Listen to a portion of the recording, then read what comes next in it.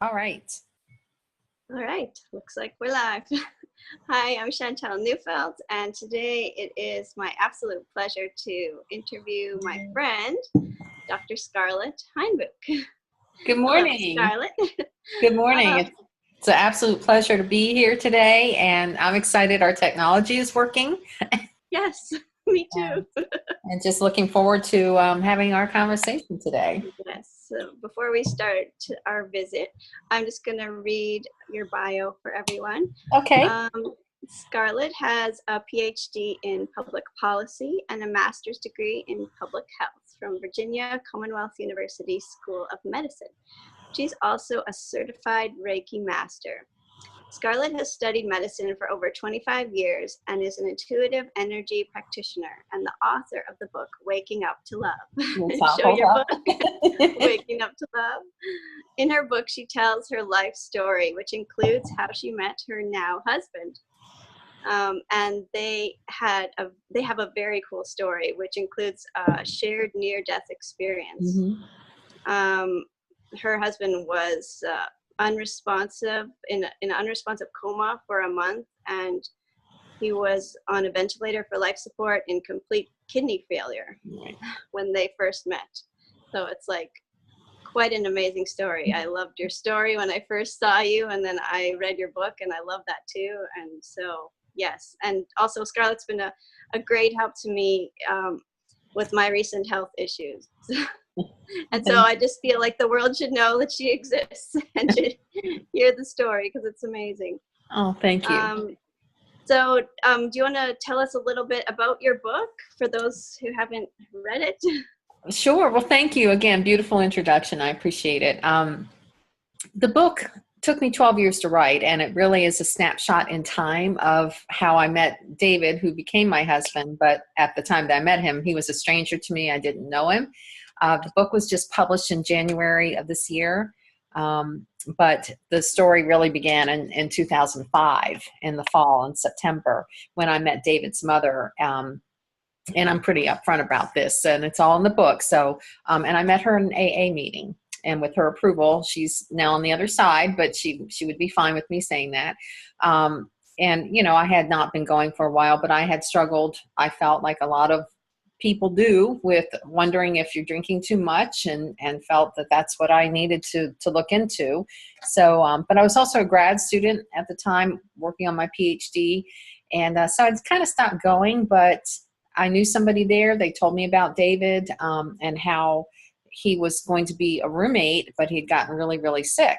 And David had come in from the West Coast and was on a contract job here in Virginia. And he got so sick that he ended up going to the hospital thinking he was having a panic attack because he couldn't breathe. But what was happening was his lungs were shutting down. And so he ended up admitted to the hospital, and then his lungs shut down. He was ventilated, and then he was gone. He was on a coma. Then his kidneys shut down, and then his heart went out of rhythm, and then he was having sepsis, and then he had all these horrible complications. And in the 3.5 weeks that he was there before I went to see him, his mother, who was on the West Coast, Mama D, was called for the third time to come say goodbye. He was not going to make it. He had not regained consciousness. He was diagnosed with a very rare form of vasculitis, which was then called Wegener's granulomatosis. They've since changed the name because of other things. But basically what happens is the blood supply to all major organs cuts off. So when you think about things like multi-system organ failure, which people hear about, this is multi-system organ destruction because it actively destroys the organ. So David's kidneys were destroyed. They were doing dialysis to try to keep him alive. He had not regained any consciousness. He was paralyzed one side, and again, his heart was in and out of rhythm. Then he was having, like I said, clots. He wasn't getting enough oxygen, and they inserted a chest tube as well. But when they called his mom and told her that he wasn't going to make it, and she flew in that day to say goodbye. She signed the funeral directives, and I met her that evening at that meeting. And when she told everybody what had happened, and they started crying and people were really upset, they had known David, but I'd never met him because I hadn't been going. And something about it really touched my heart. And it's one of those moments where, you know, your mind is saying, well, you know, gee, this is sad. So I went up to her to acknowledge that. But what came out of my mouth instead was, I don't think you should give up hope yet. And she looked at me like, oh, you know, hey, I just signed the funeral directives. He's taken a turn for the worse. He's not probably going to make it. And I said, I know. So my rational mind is going. And if you or others, you know, had that kind of experience where something just pops out of your mouth and you're like, where did that come from? And boy, your mind starts going like, well, that was stupid. You know, I'm going to judgment mode. I'm like, why in the world would I say that? That makes no sense. So anyway, long story short, I offered to go visit him if she would like. And she said, well, he's Jewish. And I said, it's fine. I had been trained in Reiki at that point. I'd gotten my mastership in March earlier that year. I'd been working with it for 7 years plus. So I told her, I said, you know, I can't promise anything, but if it were my son, I'd sure like someone there to just hold his hand.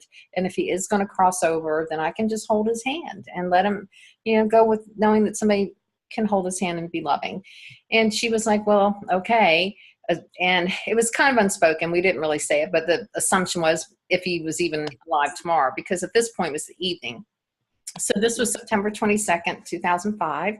So the next day was a Friday, and I was teaching a class at marriage and at VCU, Virginia Commonwealth University in Richmond, as an adjunct while I was also a student. And the class was a sociology course for marriage and family relationships. And I thought, well, that's pretty ironic because up until that point, you know, I had a lot of things going wrong in my life.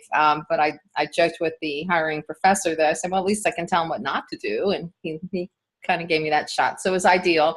So I had the class that day at noon, and I just had this sense that if I didn't get there, you know, that I needed to get there. And I just it was a really confusing kind of time. So anyway, I beelined to the hospital after class, which I'd cut short, went in to see David. And, you know, I've never seen anyone in acute kidney failure, so I didn't know that they were all bloated up, and he was, because, you know, there's no release for the fluid really. So he had like tape on his face because he had the feeding tube because he'd been unconscious for so long. He had the ventilator tube. He had an IV line in his central line, they call it, in his neck. He had the catheter. The catheter bag was bone dry. He just had, you know, the typical stuff in your hands, that kind of thing. And the room was kind of cold. He had a little sheet on him. It was dim, and you could hear the machines just kind of beeping and doing their thing. And the ventilator was breathing slowly.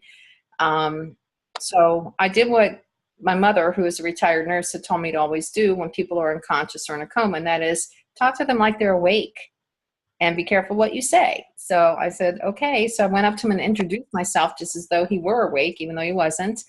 And told him that I was there because I'd met his mother and met many people who really seemed to love him. And I did Reiki. And if he would like me to work with him, you know, he was in charge. This was his life, his healing, and his decision. And if he wanted me to, I would. And if he didn't, that was okay too. And I told him I would just listen. I would wait. So I just stood there for a moment. I closed my eyes and I felt a little whoosh of air, and it wasn't from anything in the room. So I recognized that he was giving me permission. So I worked with him. And as I did, my heart just kind of opened, and I felt this overwhelming sense of compassion and sorrow. And, you know, it was almost like, even though we hadn't met before in this life, it was almost like, you're seeing somebody after a very long time that you cared about, like a dear friend, and they're in really bad shape. And you're like, oh my gosh, what happened? And you just feel horrible for that person. It's like you feel such sorrow and sadness. And that's what I felt for him, but also from him. I was just feeling a lot of sadness and shame and emotional pain. And I was like, oh, wow. And so I was telling him, and I talked to him, and I said, you know, whatever you've done, there's just nothing but love. There's just nothing but love. There's nothing you could ever do that would separate you from that love that's from God.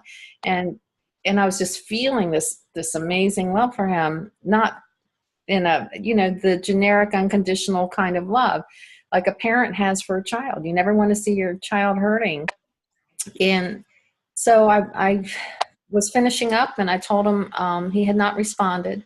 And I told him that I didn't know why, but I'd make a deal. If he decided he wanted to stick around, I would come back. And if he decided he didn't, then to go into the love, knowing that he is completely forgiven. There's nothing he ever really needed forgiveness for, but he needed to forgive himself, and just know that he is completely loved. But if he had that unfinished business, I would be back the next day if he wanted me to, and if he chose to stick around. So as I was getting ready to leave, I took his hand, and then he had no grip, but my hand was sort of fused to his, and I could feel energetically that his spirit was reaching back. So I stood there, prayed another prayer, and told him I'd be back, and then the rest is kind of what the book's about. It recounts exactly what happened in that 12-day period that I worked with him. And for the first week, it was just daily, and then the second week, twice a day as he began to have his up and down. But within a week, he was off the ventilator and began to breathe on his own. And we had so many unusual experiences. And I think as you read the book, if there's anything you want to explore a little more about it, or any questions you want to ask about that, we can go in that direction. But the book is really a play-by-play, honest account of my life, which was messy. Being a parent of two boys at that time with special needs was very difficult, trying to be in school full-time as a grad student and teach, and which meant I was broke and barely had gas money in my car to even go see David. But sometimes you get a calling to help people, and it doesn't make rational sense, but you have to follow it. So I did, and he did make a miraculous recovery. It's a documented medical miracle because there's no explanation why he's alive today. And his kidneys are fine, which again is part of what we did in the story, and some very other dimensional help that we had, in addition to using the power of words, the power of spirit, hands-on healing, prayer, and channeling all the love that people were sending his way. That's one of the things that I do. I think it's my strongest gift, is being able to take those loving prayers and let them come through my hands to that person. It's like a human transmitter, if you will. And so that's why I always try to tell people I'm a healer by choice, but my real gift is being a facilitator of healing love. Because in the end, as you know, healing is up to the person and their higher power, their understanding of it. And it's a personal choice. But what I can do is, if they make that choice, if they really want to heal, I can facilitate that. So that's what I do. And sometimes too, Chantal, people confuse healing with cure. And sometimes people don't get cured. Sometimes people die, and we need to remember that death is a natural part of life. It's a natural cycle, and it's a natural endpoint. And I had to accept too that if David did decide to leave this earth, that at least he could go in peace.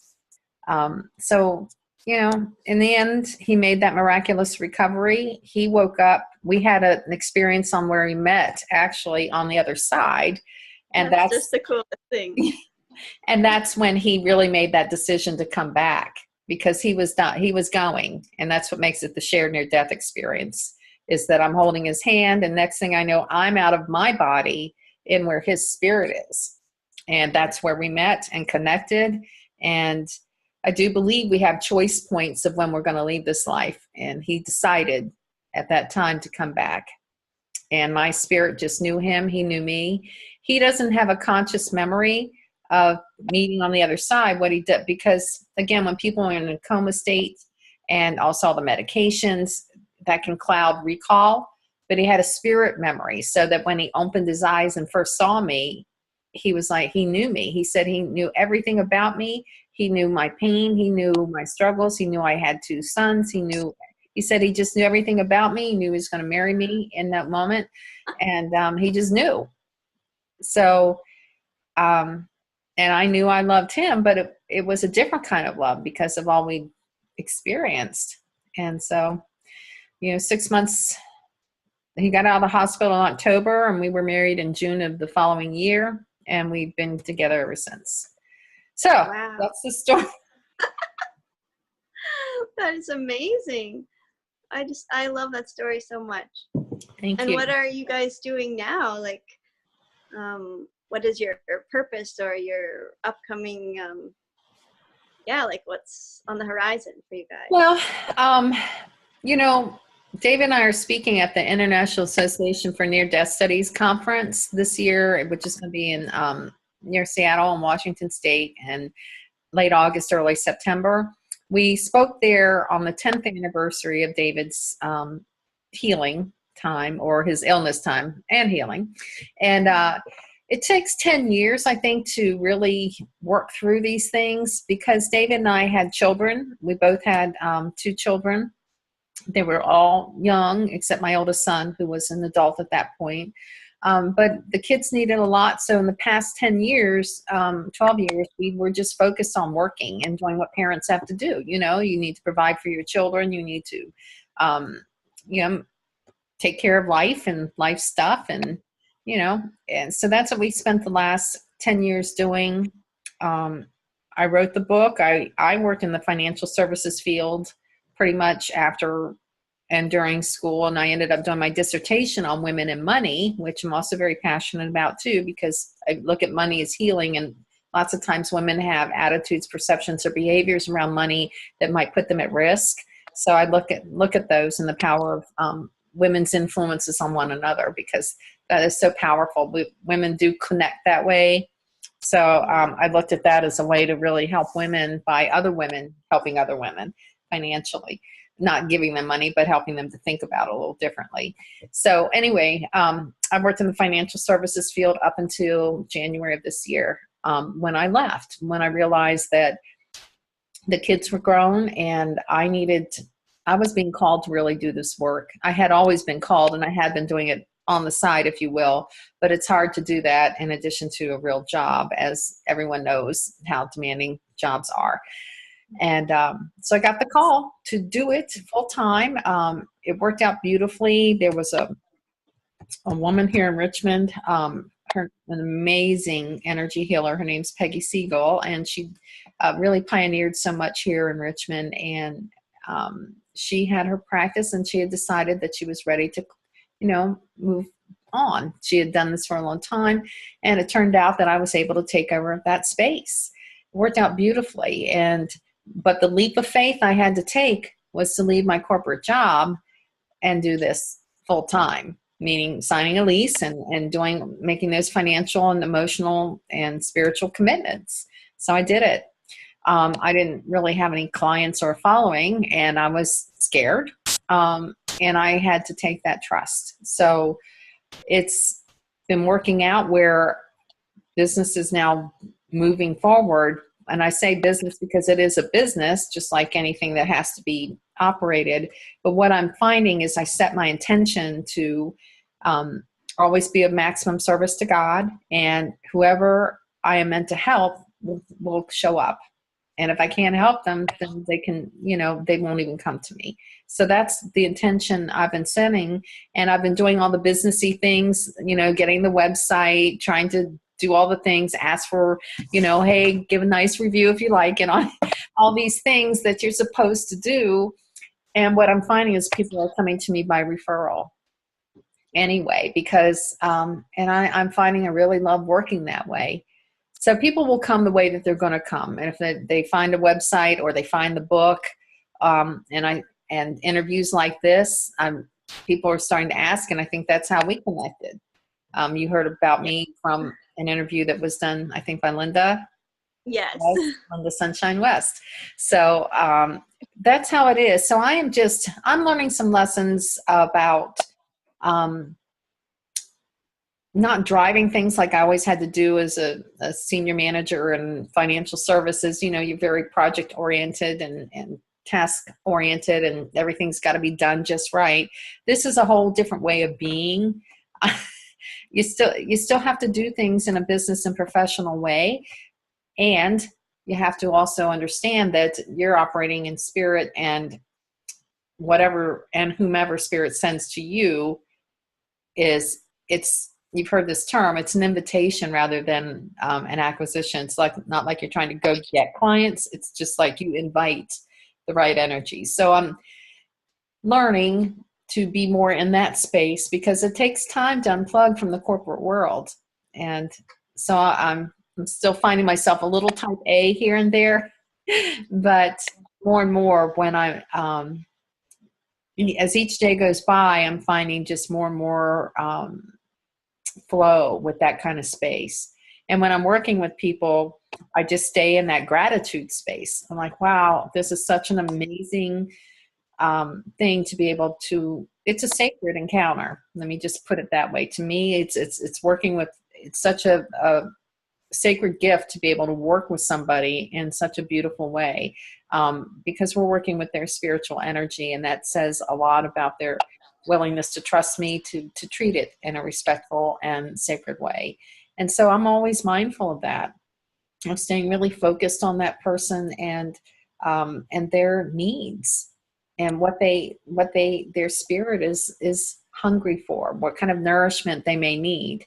We all know that things show up in the physical body, and they show up because things can go wrong just in the physical body.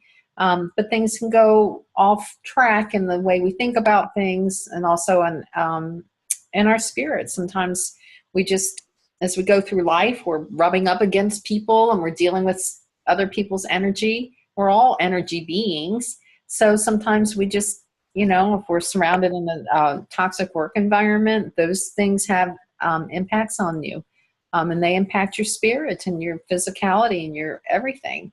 So I try to help people on a body, mind, spirit level by using energy and affirmations to really help them use the power of their mind to facilitate their own healing. Because again, it's really about you and your own healing. I'm just a facilitator. Some of the modalities or tools that I use are Reiki.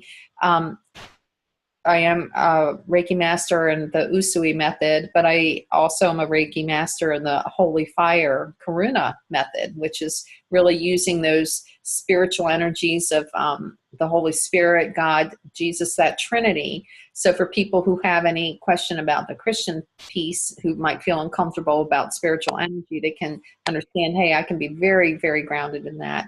And if they're not Christian or if they're atheists, I'll work within whatever paradigm they need. This is, again, their healing experience.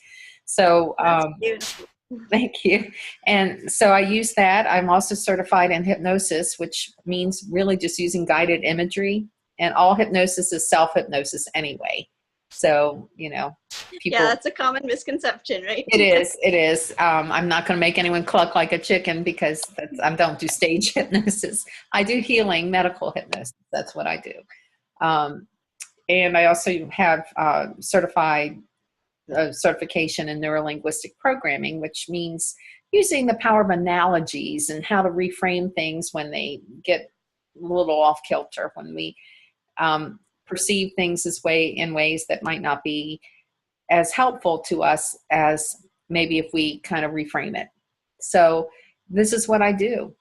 And some examples, I worked with a physician here in town, and he's fine with me sharing the story.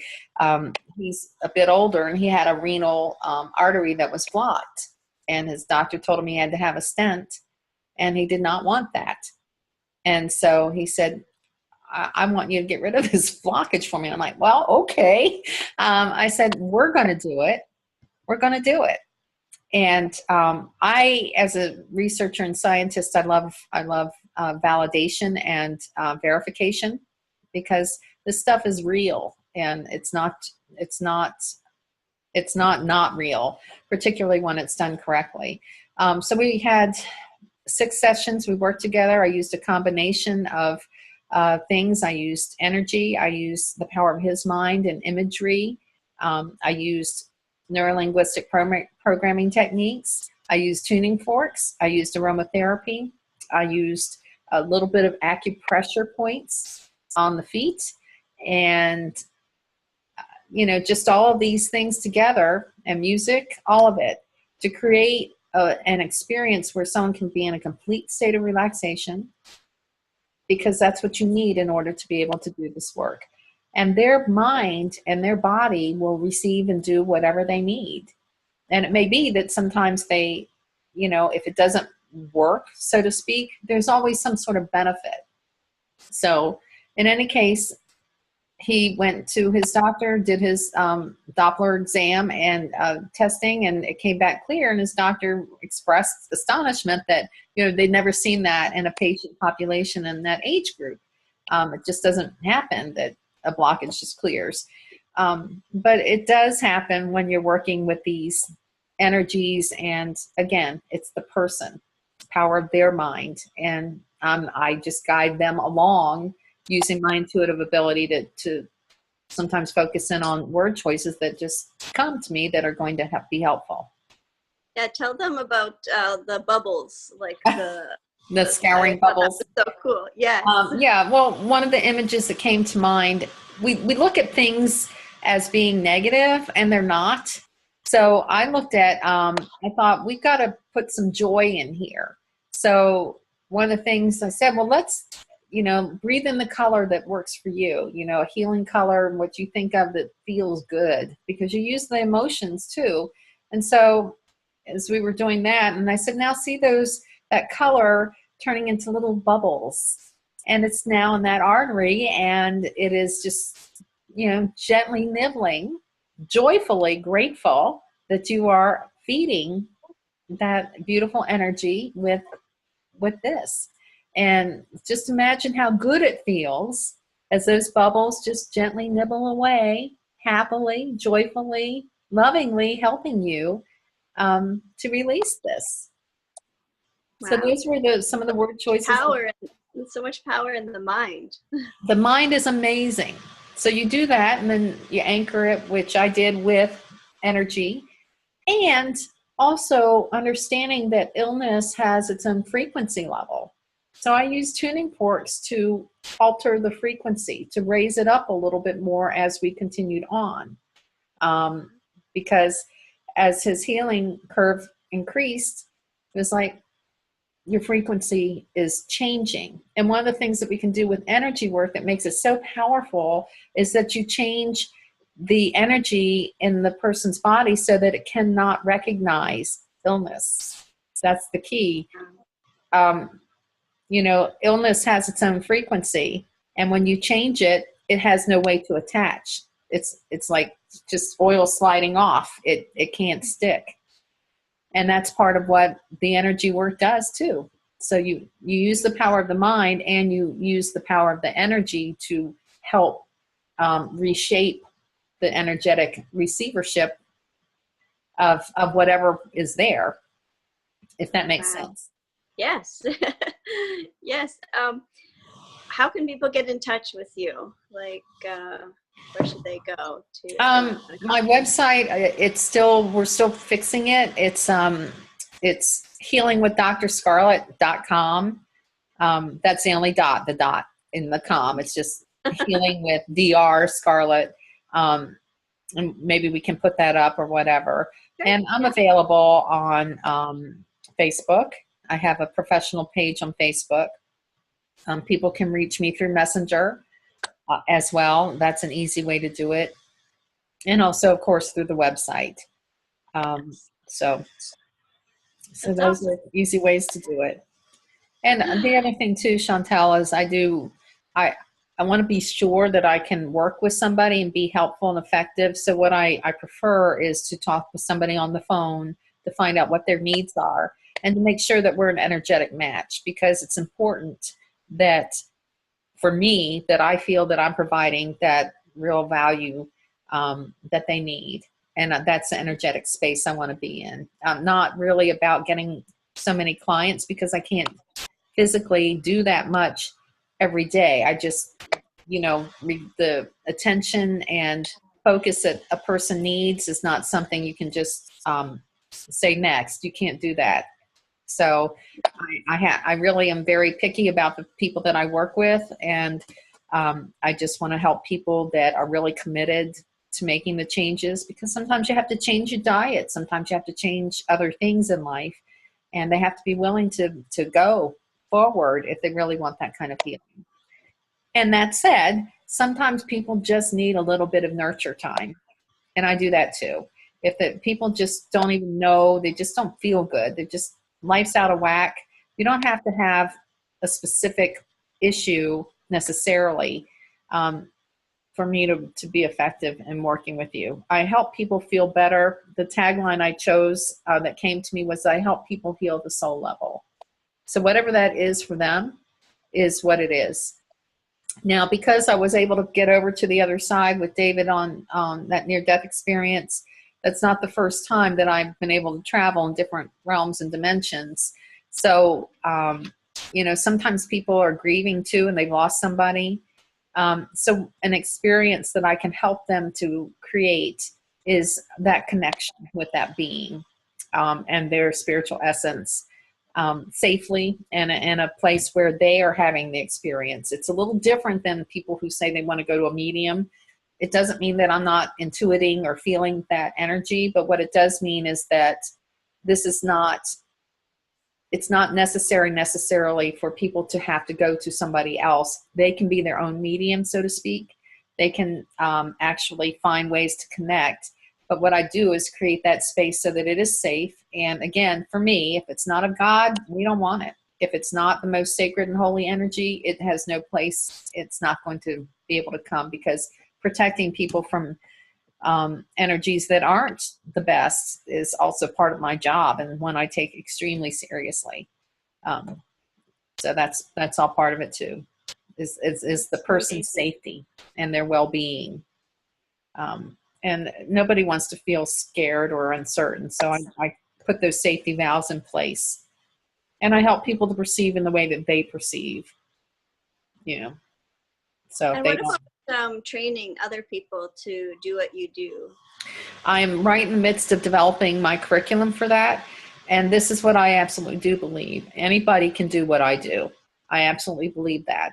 I have spent, a lifetime honing the intuitive skills and abilities and working with hands-on healing, which is used in therapeutic touch, healing touch, Reiki. There are other modalities, but again, it's all from that same source. A lot of people say, well, what you do is like healing on of hands that Jesus did. And I'm saying, yes, it's all that. It's the same thing. And Jesus even said, all this that I do, you're going to do and more. I'm paraphrasing. But that's what he said. So what he was trying to say is, this is teachable. So I want to teach people whomever is interested in learning about this, because I believe anyone can do it if they want to, and I look forward to learning from you. Thank you. So, do you have any other questions or anything else? Nothing's coming up. I'm just so grateful for your time and telling your story and sharing what you do. I'm sure many people will be helped by watching this. Well, thank you. I appreciate it. All right. All right. Well, have a great day. day. And thank you again for having me and doing this. I'm grateful for the opportunity. All right. Talk to you later.